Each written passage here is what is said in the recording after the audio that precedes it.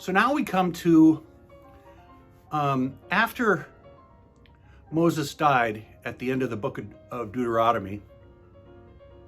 Interesting thing that people say Moses wrote all of the first 5 books. So he gives an account of his death and where he's buried. Okay, whatever. It comes the book of Joshua. And Joshua was a general for Moses who had won battles and had proven himself as a good spiritual leader for his people. So when Moses died, they were all in Moab.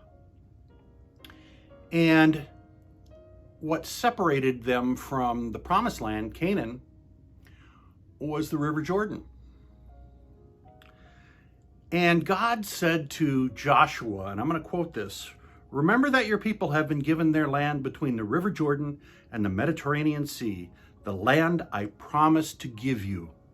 Your Lord God will force out the people living there. The Lord will push them out ahead of you, and you will own the land as he has promised you." That rings as much today as it did, back in about 1100 BC, 1180 BC.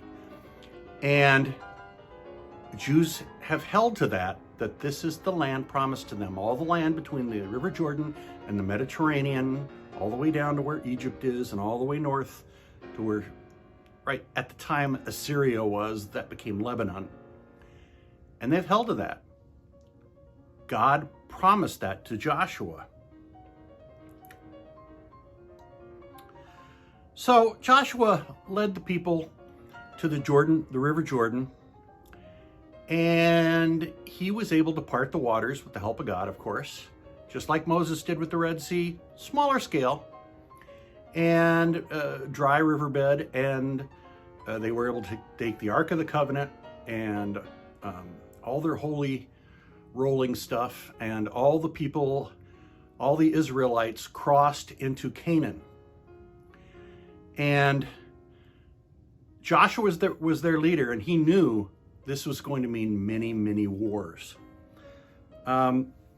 Joshua is a story of conquest and bloody, bloody battles and horrible things happening to their enemies. There was a time back when Moses was told, when his people were fighting, I think it was the Amalekites or the Hittites or the Titites, that he as long as he could hold his hands up in the air to God, the army would win, but he'd get tired and he'd lower his hands and then they'd get their asses kicked.